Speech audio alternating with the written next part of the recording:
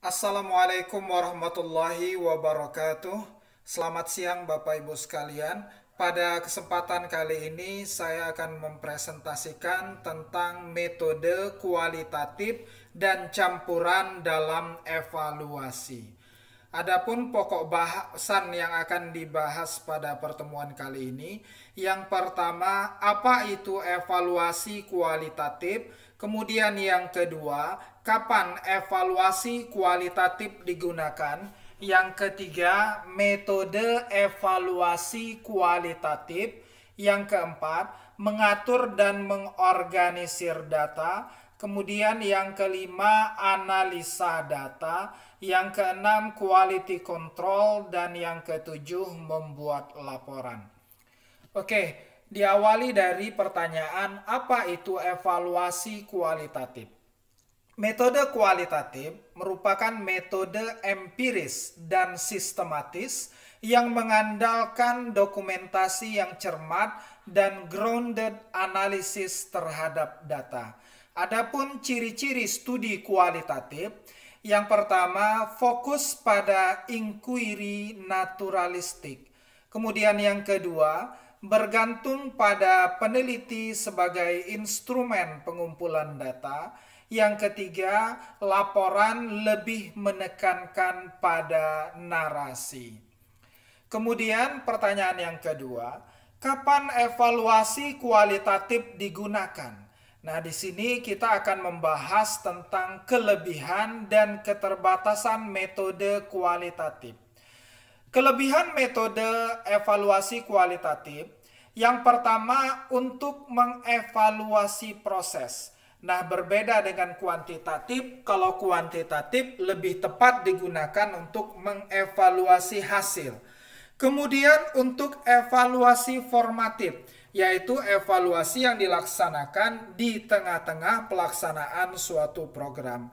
Kemudian evaluasi kualitatif digunakan untuk mengkaji fenomena yang kompleks yang sulit untuk diungkapkan dengan angka-angka.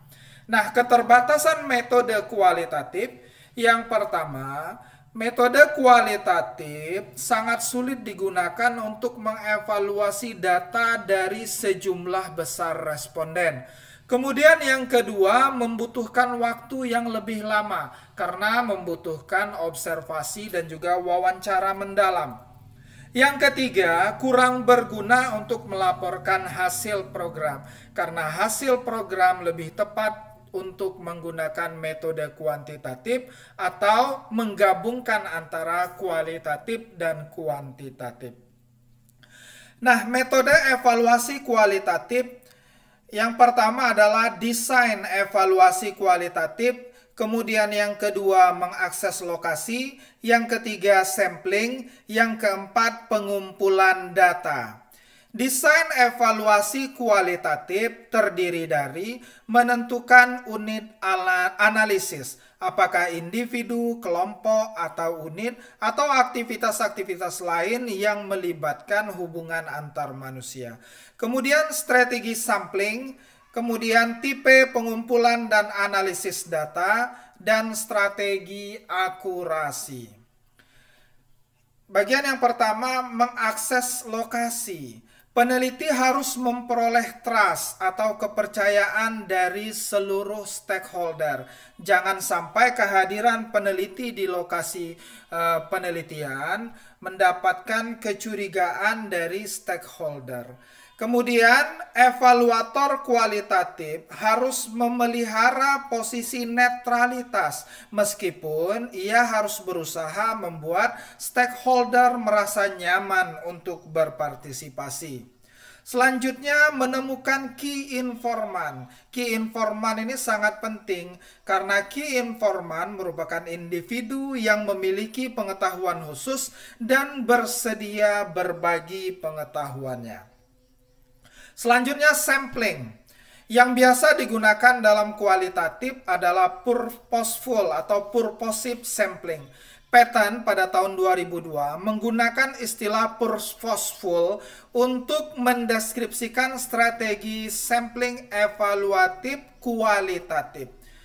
Nah, di antara purposeful sampling ini adalah deviant case sampling yang didorong oleh kebutuhan untuk mempelajari outliers atau orang-orang yang menunjukkan kesuksesan atau kegagalan yang tidak biasa. Kemudian maximum variation sampling berdasarkan kebutuhan akan variasi hasil suatu program. Selanjutnya, snowball sampling dibutuhkan ketika populasi terisolasi, susah untuk ditemukan, dan curiga terhadap orang luar. Selanjutnya adalah convenience sampling, merupakan pendekatan sampling yang termudah untuk dilakukan. Nah, selanjutnya adalah pengumpulan data. Ada 3 poin penting dalam pengumpulan data. Yang pertama, catatan lapangan yang diperoleh dari observasi. Kemudian yang kedua, transkrip dan dokumen lain yang diperoleh dari wawancara mendalam. Yang ketiga, dokumen dan sumber data lainnya. On-site observation. Peneliti sebagai instrumen, kemampuan peneliti untuk masuk ke setting program, menjalin kedekatan dengan partisipan, dan mengamati aktivitas keseharian seperti biasanya. Nah, selanjutnya adalah wawancara. Pertanyaan yang sering ditanyakan dalam wawancara evaluasi kualitatif, yang pertama adalah pertanyaan tentang sikap, seperti apa pendapat Anda tentang, apa yang Anda pikirkan tentang. Kemudian pertanyaan tentang perasaan, apa yang Anda rasakan. Kemudian pertanyaan tentang pengetahuan, apa kriteria yang digunakan untuk, seberapa sering laporan tentang kualitas diisi, dan yang terakhir pertanyaan tentang perilaku. Apa yang Anda lakukan ketika, apakah Anda mengikuti? Nah, pertanyaan-pertanyaan ini akan sulit dijawab jika menggunakan data kuantitatif. Oke, selanjutnya mengatur dan mengorganisir data. Manajemen data merujuk pada mengembangkan sistem untuk memenuhi landasan yang solid untuk analisis. Kemudian yang kedua, menggunakan software kualitatif data analisis seperti Atlas, NVivo, atau HyperQual, dan lain sebagainya. Kemudian analisis data menunjukkan tujuan evaluasi, bagaimana data membantu menjawab pertanyaan kunci, kemudian menggunakan data yang diperoleh untuk analisis, dan deskripsi dan analisis kasus individu menggunakan sumber yang bervariasi. Nah, dalam analisis data ini ada yang disebut dengan EMIC dan Ethic Code. EMIC Code merujuk pada makna asli kategori. EMIC Code sering ditemui dari wawancara ketika partisipan mengemukakan istilah klasifikasinya sendiri. Kemudian Ethic Code merujuk pada kategori yang dibuat oleh peneliti. Contoh tipologi gaya kepemimpinan. Nah, kemudian quality control, bagaimana kita menjaga kualitas dari penelitian kualitatif. Yang pertama menggunakan prolonged engagement, yaitu berada di lokasi lebih lama untuk mengembangkan trust. Kemudian yang kedua, triangulation of data, mendasarkan kepada lebih dari satu tipe data. Selanjutnya, peer debriefing, memiliki rekan untuk membantu pengumpulan dan pengolahan data. Kemudian member checking, kembali ke responden untuk verifikasi dan klarifikasi data. Selanjutnya negative case analysis, menemukan kasus yang menyangkal hasil temuan. Kemudian audit trial, dokumentasi yang menyeluruh terhadap langkah-langkah yang diambil.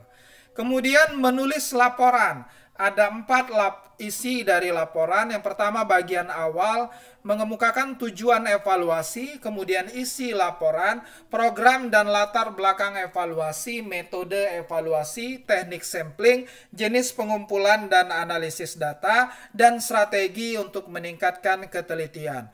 Kemudian bagian hasil, menampilkan hasil analisis dan interpretasi data. Selanjutnya bagian akhir, kesimpulan dan rekomendasi. Nah, mixed method atau metode campuran dalam evaluasi, biasanya ada 2 jenis yang digunakan dalam evaluasi dalam evaluasi, temporal sequence dan concurrent design. Temporal sequence menggabungkan antara focus group yang merupakan metode kualitatif, ini digunakan selama fase formatif, dan ukuran kuantitatif digunakan untuk fase outcome atau hasil dari program. Kemudian concurrent design, evaluasi yang menggunakan survei kuantitatif dan interview kualitatif dilakukan terhadap bagian dari sampel yang telah disurvei. Baiklah Bapak Ibu sekalian, demikian saja presentasi pada kesempatan kali ini. Mohon maaf atas segala kesalahan. Wassalamualaikum warahmatullahi wabarakatuh.